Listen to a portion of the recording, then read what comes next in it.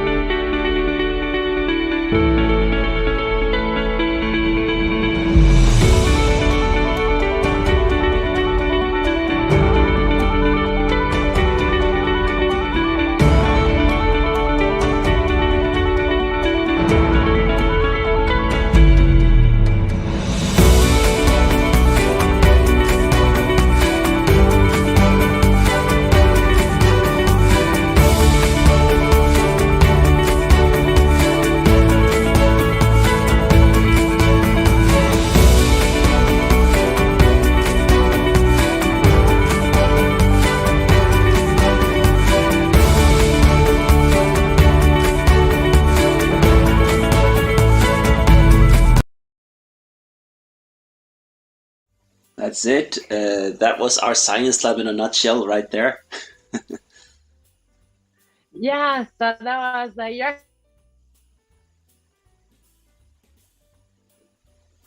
Science Slam China 2021. And everybody clapping hands to the finalists. But yes, I'm very happy. It was the first Science Slam that I organized because I think the last edition was in 2018. So we don't do this every year.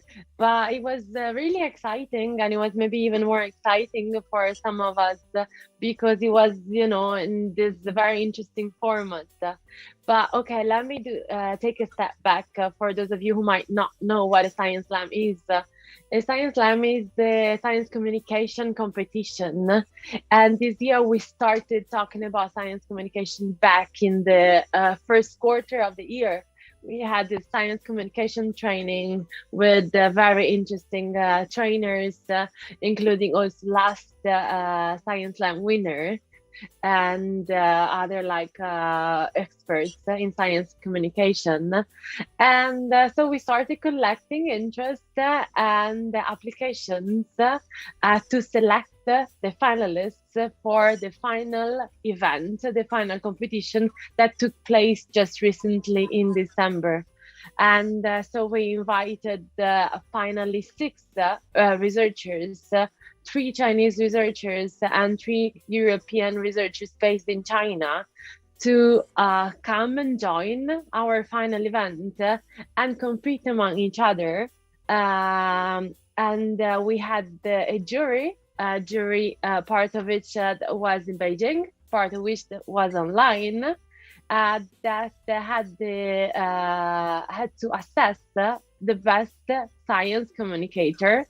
And so the researchers that was able to present his or her research project in a way that was very funny and original and creative, but also in a clear way. So presenting his science in a funny way to an audience that was not expert.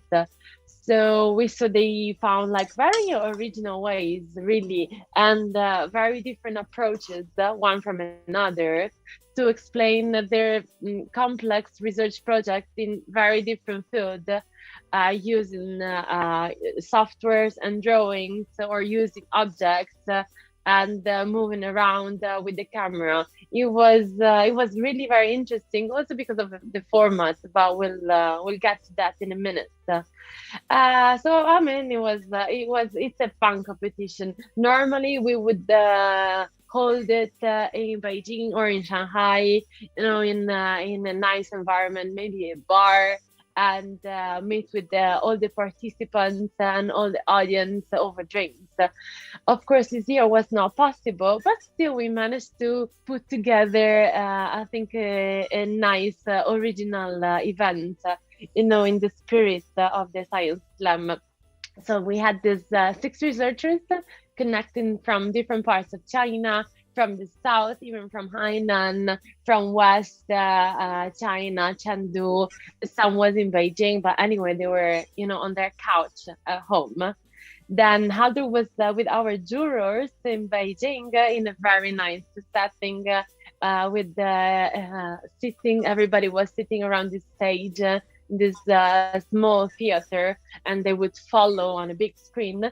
And then I was in Italy, of course, as usual, with the other part of the jury members. That we had even the previous Science Slam winner that woke up at 3:30 in the morning, because he's now based in New York, but he was too excited to miss it. So yeah, we had him from New York, another from Milan, Barcelona, Porto. Really, it was a great opportunity to involve people who wouldn't normally be able to join us for a Science Slam in China. So that's also, as we said many times, the positive side of being in a pandemic, if I'm allowed to say that. But it was great. So our slammers, as we call them, they competed in the Science Slam. So they performed a 10 minutes presentation trying to explain us their research project and what is the scientific value of it. And then the jury, together with the audience, had the opportunity to vote. They voted, we collected the votes, and then finally, after watching all the presentations, after the deliberation of the jury, we got to a finalist. It wasn't an easy decision, right, Halder? I think the jurors were really in depth because the score were very, very close. Yeah, so yeah, exactly. Before I announce, I'm going to keep it a little bit suspense. If you haven't seen the Science Slam, you might not know who the winner is. Before I introduce the winner, I just want to let everybody know that if you're interested in seeing the Science Slam, we basically videocasted it, just like we did with the we've been doing right now. So we casted it onto Twitter and Facebook and YouTube, and you can find the whole Science Slam there in our 11th videocast of the year that we recorded and streamed during the event. And there you can actually go through and you can see all of the different participants and how the presentation went and so on. You can maybe judge for yourself if you agree with the jury on who the winner is. And also later, what we will do, we will also add it together. We'll take all of the six final slammers, the finalists, and we'll make like 6 different videos so people can come and to our website or going to some of our media channels, and they can just watch them one by one, and they can also decide. And like Anna said, we had like 3 different ways to kind of like evaluate this, and I think in the end we had like a really nice, rigorous way to evaluate each of these slammers, because we had our jury here in Beijing, 12 of them. No, sorry, there was like 8 of them in total, and then for the online jury, we had also 8 people as well, like Anna just said, and then everybody got to vote. Like the jury, they were voting on different like dimensions of a science presentation. They were looking at the creativity of it and the scientific impact and the presentation skills and several other things. And also, like I said, we also counted in like the audience appreciation. And after putting it all into our formula, we found out that there was like a really few really strong sort of science communicators in the event that night, but one of them was the best, and that is Dr. Alvaro Castells, who's a Spanish researcher at Dr. Pia's Cosmos Laboratory at the Guangzhou Regenerative Medicine and Health, which is part of the new Guangdong Laboratory in Guangzhou. And he had like this really interesting slam where he took advantage of the fact that it was happening through Zoom to be able to use like sort of a camera of movements and different props that were available to him to introduce a little bit how the scientific instruments in his laboratory works and how he can use these scientific instruments to reveal the structure of the DNA, basically. It was really interesting, and he really managed to communicate this really well, and I think people were really impressed, and that's why he was picked. So we here at Eurexess, we really congratulate Dr. Castells for his really deserved victory here. And he is here joining like a long history of Science Slam winners. This is the 6th Science Slam that we've done.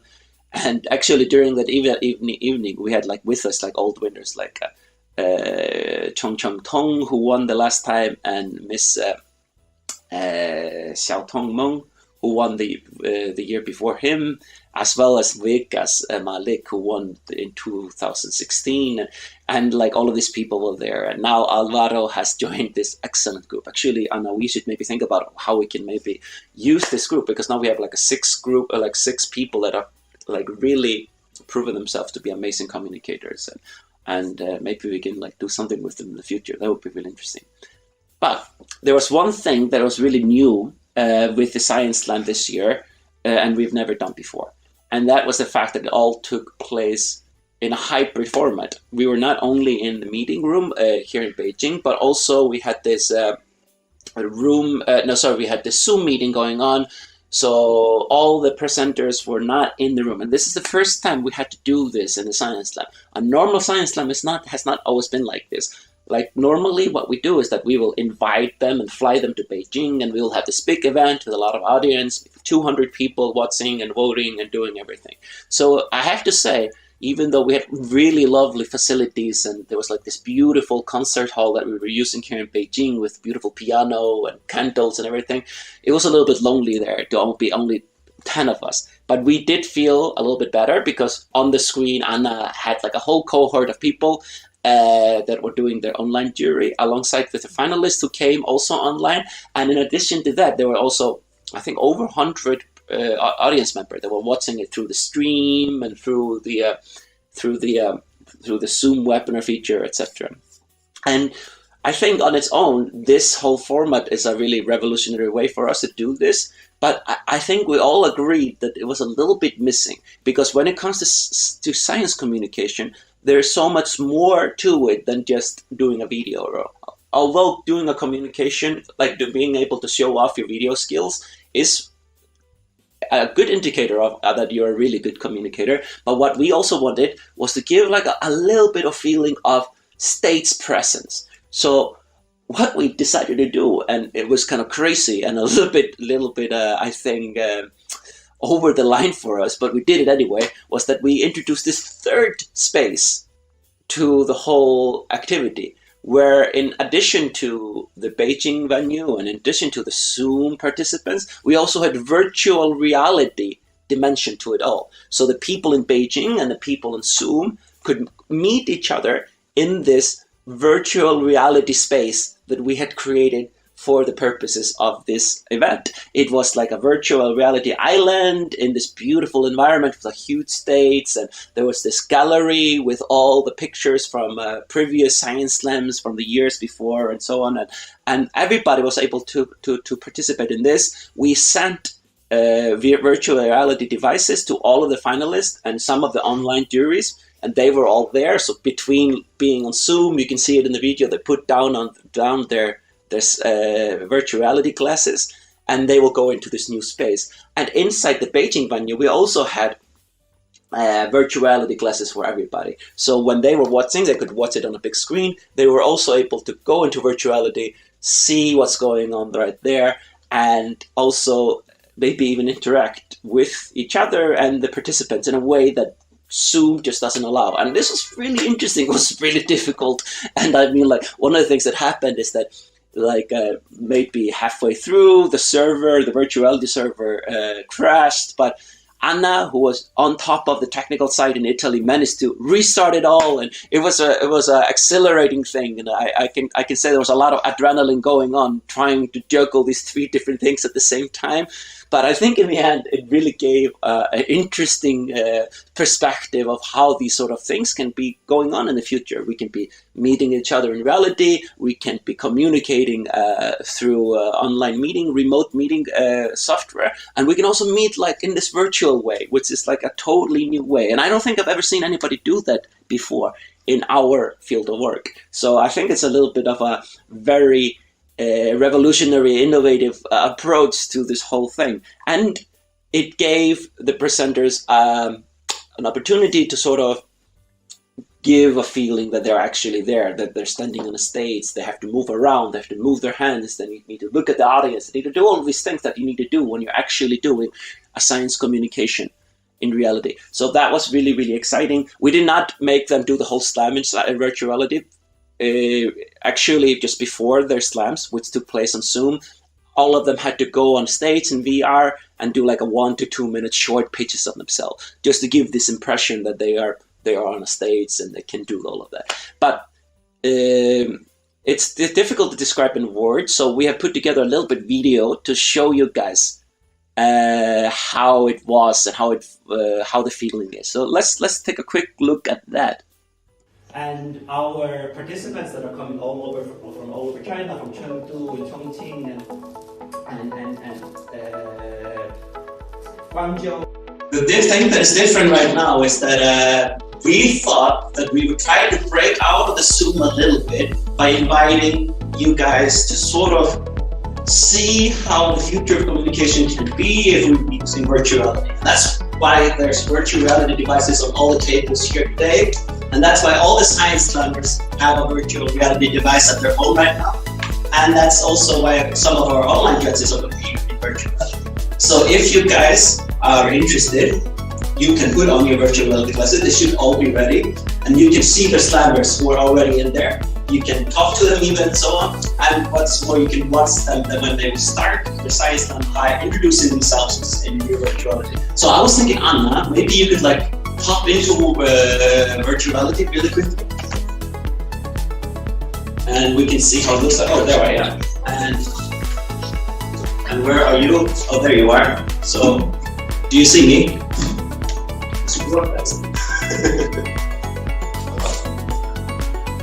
Hello? Anna, do you hear me? Wait.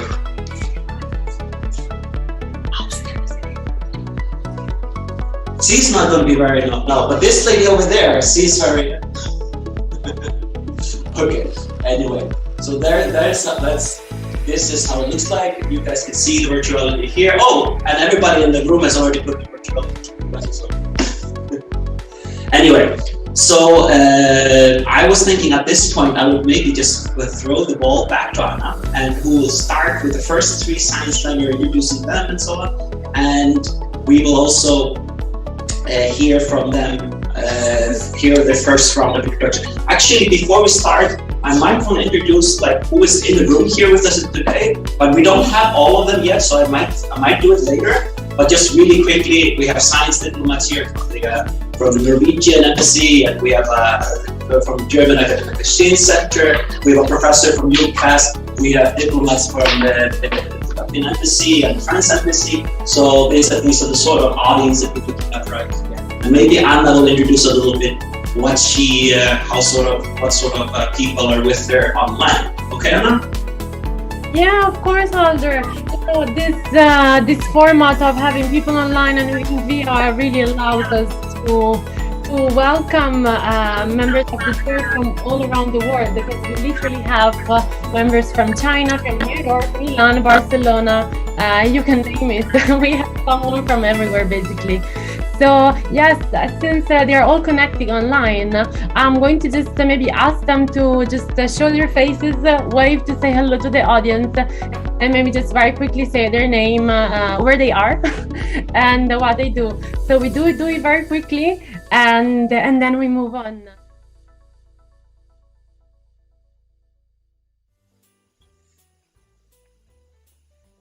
Okay, so that was our virtual reality dimension of the event. It was really a little bit complicated because you don't see it from the video, but here in front of me, I had 3 computers, a camera, an extra monitor, and also my Googles. So it was complicated to manage, but I think it was really a good experiment, and it was also fun. And all of us were able to set up our own avatar. So it was super funny also to see that some of our finalists chose a completely different avatar from how they looked like on Zoom and in reality. It was really great, and some of the jurors also came in virtual reality and walked a little bit in this digital amphitheater where we were meeting and the slammers were making their presentation. It was really a good experiment, and then Alvaro, he was also very stressed about it, and funny thing, when Halder was about to announce the winner, his connection dropped. So basically, when the winner was announced, we had no winner in the room. Luckily, he managed to reconnect in a couple of minutes, and we managed to congratulate him live. But that was funny, right, Halder? It was a funny conclusion. Yeah, exactly. People were a little bit struggling with the technology there, and that was not even the VR. That was just like the Zoom and connecting to that. So it shows that there's a a long road ahead of us in terms of fixing up all of these things. But yeah, I was really happy to see Alvaro finally realizing his victory, and you should see his surprise and happiness when he found out that. But actually, talking about Alvaro Castells, in reality, this I had already met this guy once before, and that was just like a month ago when we were doing our researchers night in Guangzhou. So we did a researchers night in Guangzhou, I forgot, like the 14th of November. It was like the second Saturday of November. And also the same day, we had been organizing this event with Spanish researchers in China who were doing an event in Guangzhou as well. And we co-organized that with them. And that's where I met him, where he was like discussing his research, and it was kind of similar to like the topic of his speech was about his scientific instruments and what he does and so on, but in a much more serious way, a lot more sort of like scientific way, and talking about like in detail. But because the audience were other scientists, right? But he totally got it when it came to the science lab. The point is to try to communicate this to non-expert audience. So I think that's also one of the reasons why he was successful. After that event in Guangzhou, we went to a bar in downtown Guangzhou called Happy Monk, and we had our Euraccess researchers night there, where we had about 50 researchers, both Chinese and European, coming, and all the Spanish researchers from the Spanish event, they also came. And I think that was also a really nice evening, and I know that Alvaro and his colleagues also came, and we had a drink together and so on. So that was really funny coincidence that I had just like met up with these people right before. And it kind of also, I wonder if he learned about the Science Slam by going to these events. If you guys are researchers here in China, you should definitely be following us on our website and so on, because we do this event all the time. This was just like a pure networking event where you just meet, we had some food, some drinks, it was fun. We did one in Shanghai also this fall. We're probably going to be doing one in Beijing really soon if COVID allows us. and it is really nice. And I think a lot of people might not kind of get it. They might not know what these events are necessarily about. And that's just because you need to kind of come to be able to see. Except for this one in Guangzhou, it just so happens that we got like a secret backdoor or a glimpse into what a real researcher's night actually is. And the reason for that is that because we had with us sort of an undercover journalist that was right there at the same time. There is this vlogger here in China named Steve Song, who is a video blogger on the blog platform Weibo. And he had been, in the previous weeks before the researchers' night, been doing this series of videos about European-China collaboration when it comes to sustainability. And he had been visiting all these people, including some of our Euraccess members here in China, and talking to them about what their work and research when it comes to the field of sustainability and so on. And what do you know? The topic of the researchers' night in Guangzhou was exactly on the topic of sustainability. So he came on his bicycle all the way through the city and so on, and joined us in the evening for our researchers' night. And while I was doing that, he recorded the whole thing and published it on his blog channel. And I took the liberty to kind of edit out our part so I could like show it to all of us, because I think it shows really well how nice the atmosphere is during these sort of events. You know, like you can see everybody's having fun. You can see how Chinese and European researchers are interacting. It's really, really fun. So I am going to suggest that we just like really quickly jump to that video for a second and take a look at how a researchers' night organized by Euraccess looks like from an outsider point of view.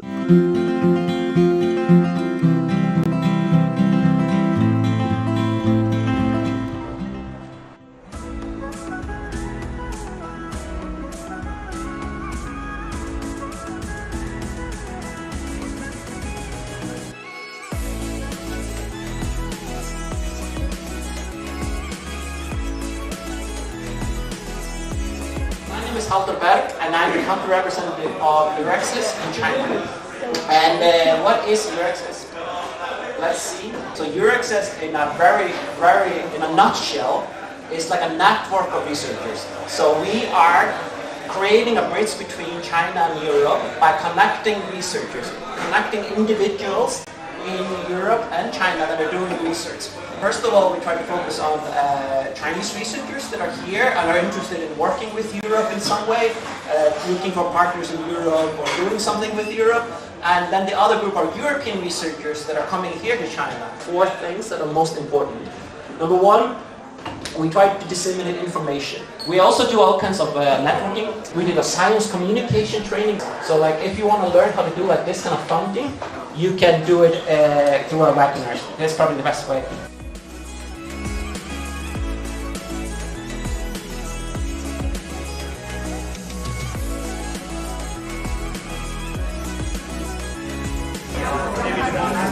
Wow. 好，就我吃的差不多了，最后一个羊排吧。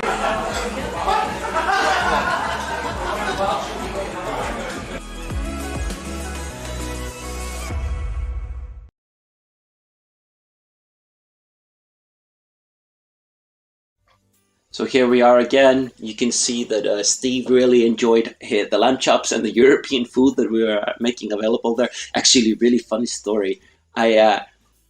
I had this event, and the organizer of the hosts of the venue, they were really nice to offer a sort of open bar. So if you guys want to have some drinks, they could like come and have like a beer or something. And it was totally fine. People liked it a lot until all the Spanish people came in and the Italian people, like hour late, like normally. And they were like, okay, so this includes like cocktails and beers and soft drinks and tea. And what about wine?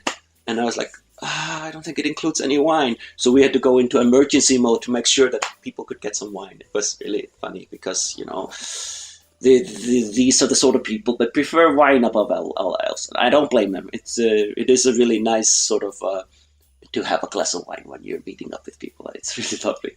Anyway, the researchers' nights are an amazing opportunity to meet up with people, meet with other researchers, for Chinese researchers to meet European researchers, and European researchers to meet Chinese researchers. When I was there, I heard from the people that were coming to the events that they had an amazing experience from that. One person said that in their last networking meeting, they met with a partner that they later organized like a whole summer school with or whatever. So there are all kinds of things that we never even hear about that people that come about because people are connecting to these events in these events. We try to make it really comfortable for everybody, so it should be no pressure. So if you guys want to and you're here in China, you should try to join us. We do them in Beijing, Shanghai, and Guangzhou. So we try to make sure that people in different parts of China are able to join this. We already did Shanghai and Shanghai and Guangzhou this fall, but there's probably going to be a Beijing one really soon. We wanted to do it earlier actually, but there was like really a strict new measures that came about because of COVID, so we had to postpone it. But who knows? I've already penned it in my calendar for January. So if you are here in Beijing, you should definitely like try to keep your month open before the Chinese New Year hits us at the beginning of February, if COVID allows. But that is in January. Now it's time for a break, Anna, right? Like holidays are around the corner, Christmas is coming. And I also know from really reliable sources that tomorrow is your birthday, actually. So I don't know, like, shouldn't we make maybe try to just like take a little bit break now and come fresh back in January? What are you planning to do during your holidays? Oh, yes, so we should take a break. I totally agree. Oh, Christmas holidays is about, winter sports mainly and hiking in the mountains. I already have a very good bottle of wine in my fridge for tomorrow because, as you mentioned, we like wine in Italy. Well, we don't have the good beers they have in Northern Europe, so we are used to drink something different. But yeah, starting tomorrow, I'm gonna go ice skating, and there's going to be a lot of food, possibly a lot of meetings with relatives over Christmas and the days after. And then, if allowed, again, if COVID allowed, there's always this ifs. be in during these holidays. Yeah, I'm gonna go on the Alps. So yeah, a little bit of hiking, fresh air, and white mountains. It's going to be nice, hopefully. And but yes, then New Year comes, and before Chinese New Year, we're gonna get back with new activities. Hopefully, a researchers' night. And Hunter, what about you? How is going to be Christmas in Beijing? Just taking it easy. A lot of people are going down to Sanya for Hainan, like going to the beach or whatever. I'm not taking the chance in case there's some issues and I'm not allowed to return. So I'm just staying here. I'm going to be meeting up with friends and like cooking some good food and attending Christmas parties and so on. And also when I'm in China over Christmas, which has only happened for the first time last year, except for when I was a student. That also happened a couple of times. What I do is that I also try to Skype back home when it's 6 o'clock in Iceland, which is normally very late, like around 2 or 3 in the night here, to kind of join my family for their Christmas dinner. Anyway, yeah. So I think we can end here right now. I just want to say happy birthday to Anna, and maybe I'll just say Merry Christmas to everybody and Happy New Year. Exactly. Happy holidays, Hunter, and happy holidays to everybody who's watching. Merry Christmas and have a wonderful beginning of the new year. See you in 2022. Yeah. Bye bye.